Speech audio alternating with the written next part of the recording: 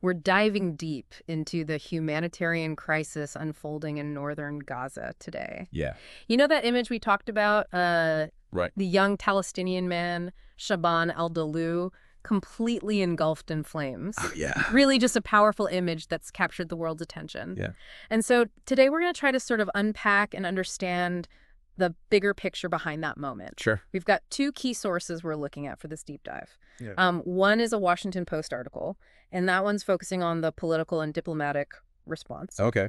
And then the second one is a report from Dropsite News, which is an independent journalist outlet, and it's really going to give us that on-the-ground perspective of what's happening. Right. Yeah, that's important to get both sides of the story. Absolutely. Because things are so complex in this region. Yeah. So many different perspectives on what's happening. Exactly. We're going to try to sort of navigate those different viewpoints today and help you understand those key takeaways. Yeah, for sure. From both sides. Okay, so let's start by looking at that official response from the U.S. Okay. The Washington Post article is highlighting Secretary of State Blinken's recent visit to Israel. And during that visit, he called for increased aid into Gaza. Right. And even hinted that U.S. military aid to Israel could be impacted if conditions don't improve. That's a pretty big statement. It is a big statement. Especially coming from the U.S. You know, Yeah. historically, they've been such a strong ally of Israel. Yeah. Always providing, that military and financial support. Yeah. So Blinken saying this suggests that maybe the U.S. is willing to use that leverage Yeah.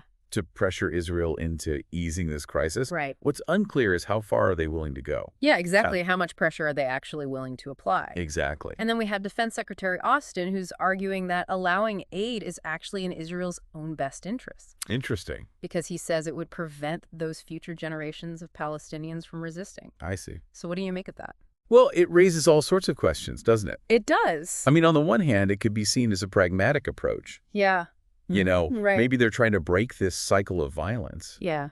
But on the other hand, maybe it's a way to suppress resistance, Right. maintain control over Gaza. Yeah. It all comes down to how you view this whole power dynamic in the region. It's very layered. It is very layered. Very complex. Absolutely. And speaking of complex, the situation on the ground in northern Gaza is incredibly volatile. Yeah. The Dropsite News report paints a very, very grim picture, Okay. describing these IDF tactics, the siege, Mm-hmm. destruction of infrastructure, Right. targeting of hospitals, Well. forced displacement of people. So, I mean, these are really serious allegations. They are. And I think it's important that we understand what these things mean in practice. Yeah, for sure. So, for example, when we talk about the destruction of infrastructure, yeah. we're talking about those essential services like water treatment plants, power grids, communication networks. Right. Those are the things that keep society running. Yeah. Those are lifelines. They are lifelines. And when they're destroyed, It's devastating. it creates this cascading effect that really makes daily life almost impossible. Yeah, you can't live without those things. Right. And the report highlights the UN's concerns Okay. about Israel blocking aid access to northern Gaza, That's troubling. denying those requests to help rescue people trapped under the rubble.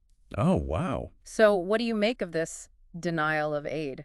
Well, I think it's particularly alarming because it kind of feels like a deliberate attempt to increase suffering, Right. as a means of pressure. Yeah. I mean, it raises serious questions about, Israel's obligations under international law, Yeah. to protect civilians in conflict zones. Right. And it kind of brings us back to Blinken's visit Yeah. and the potential pressure the U.S. could exert through its military aid. Exactly, because if humanitarian aid is deliberately being blocked, Yeah. that could have a real impact on the relationship between the U.S. and Israel. Yeah, absolutely. And I think the U.S. can ignore these allegations. They can't. It'll be interesting to see how they respond in the coming weeks. This has the potential to really reshape the entire geopolitical landscape Absolutely. of this region. Okay, so speaking of individual experiences, the Dropsite News report shares this chilling anecdote Okay. about a young man named Fadi Redwan who was forced to walk for hours through streets littered with corpses Oh, my God. to escape northern Gaza. That's horrifying. It is, and these stories, like Fadi's, they really give us a glimpse into the human cost of this conflict. Yeah. Imagine that trauma of having to navigate such a horrific scene, Right. that fear and desperation that must accompany every step. I Absolutely. mean, it's just a stark reminder that behind all of the political maneuvering Mm-hmm. and those strategic calculations, Yeah. there are real people whose lives are being completely shattered. They're the ones suffering. Absolutely. And this actually leads us to another story, Okay. one that has really become a symbol of this crisis in Gaza, Mm-hmm. the story of Shaaban al-Dalou, Right. the young man who tragically died in that hospital fire. Right. Yeah, a really tragic story. Yeah. A real symbol of what's happening over there.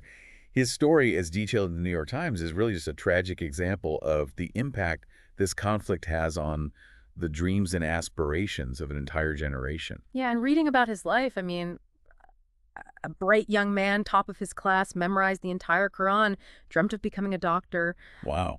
And yet his future was constantly overshadowed by, just the realities of living under siege in Gaza. Right. I mean, imagine being a young person Yeah. with so much potential, Right. facing constant threat, witnessing unimaginable horrors. Yeah, It's a burden no one should have to carry. absolutely. And the New York Times piece talked about how he had to abandon his medical school dreams because of financial constraints. Yeah. Ended up studying software engineering instead. Well, But he even launched a GoFundMe campaign to try and escape Gaza, wow. raising over $20,000. That's amazing.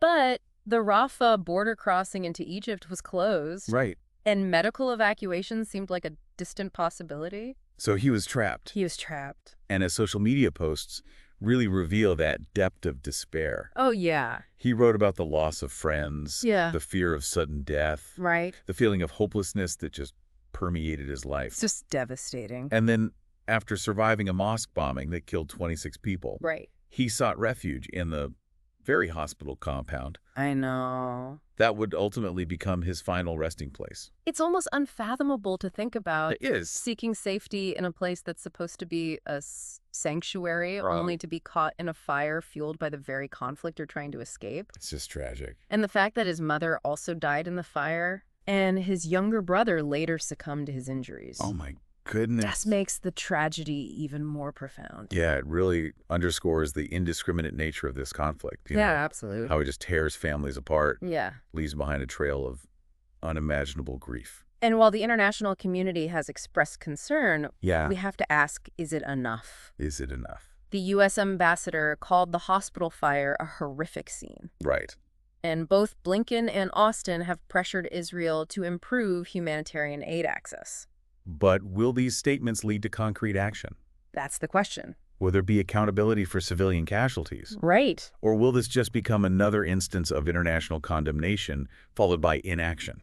Those are the questions we have to keep asking. We do. We can't let Shaaban's story Right. and the stories of countless others in Gaza Yeah. fade into the background. Absolutely. These stories need to serve as a powerful reminder Yeah. of the human cost of this conflict and the urgent need for a path towards peace. Absolutely. And that's where the role of awareness, I think, becomes so crucial. We can't afford to be passive observers. We need to actively seek out information Yes. from diverse sources, Right. engage in meaningful dialogue, Absolutely. and hold our leaders accountable Right. for their actions. Awareness also means understanding the nuances of the information we're getting. You know, Right. even eyewitness accounts can be influenced by personal experiences and perspectives. It's really crucial to consider multiple sources Yeah. and be wary of those overly simplistic narratives. Right. And earlier we were discussing that drop site news report, Yeah. and it's a pretty stark portrayal of the situation in northern Gaza. Right. And they used really strong language, Yeah, they did. describing the IDF's actions as a campaign of extermination and ethnic cleansing. Right. Yeah. Strong words. Very strong words. But it's important to look at the specific details they provide Right. about the tactics being used, you know, the siege, the destruction of vital infrastructure, the targeting of hospitals, Right. the forced displacement of civilians. And regardless of the label that we use, Yeah. these tactics raise serious concerns about proportionality in warfare They do. and the protection of civilians. Absolutely. International humanitarian law Right. sets clear guidelines for conduct during conflict. Yeah.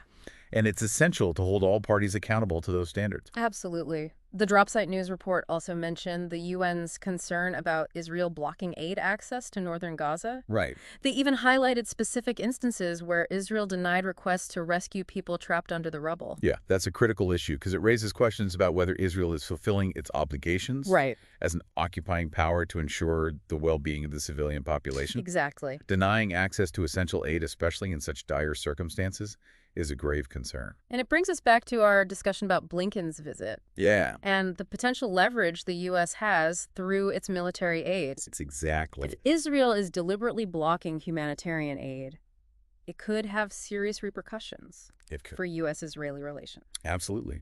The U.S. is facing a very complex geopolitical situation. It is. A lot at stake. Yeah. But the lives of ordinary people in Gaza are hanging in the balance. Yeah. The international community has a moral obligation to act. It's a heavy and complex situation. It is. And it can feel really overwhelming to think about. Yeah. But as you said, awareness is that first step towards meaningful change. It is. And even small actions can make a difference, Right. Donating to reputable aid organizations, speaking out against injustice, educating ourselves and others about the complexities of this conflict. Yeah. These are all ways to contribute to a more peaceful future. Absolutely. We started this deep dive with that searing image of Shaaban engulfed in flames. Right. Just a stark reminder of the human cost of this conflict. It is. A cost that continues to escalate each day. Every day. His story and the countless stories of others in Gaza should stay with us. They should. They should fuel our commitment to peace, to Absolutely. justice, to a world where these tragedies are never repeated. That's the goal. So we leave you with this. What resonates most with you from this deep dive? Yeah. What are your takeaways? Think about it. We encourage you to continue seeking out information from diverse sources. Yes. Engage in meaningful conversations and consider what role you can play in advocating for a just and lasting peace in Gaza. We all have a role to play. Because even in the face of immense challenges, Yeah. hope, awareness, and action can be